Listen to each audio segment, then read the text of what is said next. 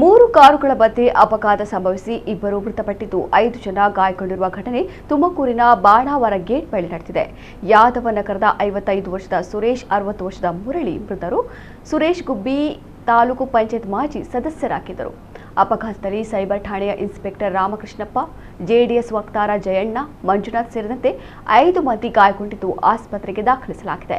ರಾಮಕೃಷ್ಣಪ್ಪ ಸ್ನೇಹಿತರ ಜೊತೆಗೆ ಆದಿಚುಂಚನಗಿರಿಗೆ ಹೋಗಿ ಕುಣಿಕಲ್ ಮಾರ್ಗವಾಗಿ ಹಿಂದಿರುಗ್ತಾ ಇದ್ರು. ಈ ವೇಳೆ ತುಮಕೂರು ಕಡೆಯಿಂದ ತೆರಳುತ್ತಿದ್ದ ಕಾರು ಮುಂದೆ ಚಲಿಸುತ್ತಿದ್ದ ಮತ್ತೊಂದು ಕಾರಿಗೆ ಡಿಕ್ಕಿಯಾಗಿ ಎದುರುಗಡೆ ಬರುತ್ತಿದ್ದ ರಾಮಕೃಷ್ಣಪ್ಪ ಅವರದ ಕಾರಿಗೆ ಡಿಕ್ಕಿಯಾಗಿದೆ. ಪರಿಣಾಮ ಇದೇ ಕಾರಿನಲ್ಲಿದ್ದ ಸುರೇಶ್, ಮುರಳಿ ಮೃತಪಟ್ಟಿದ್ದಾರೆ.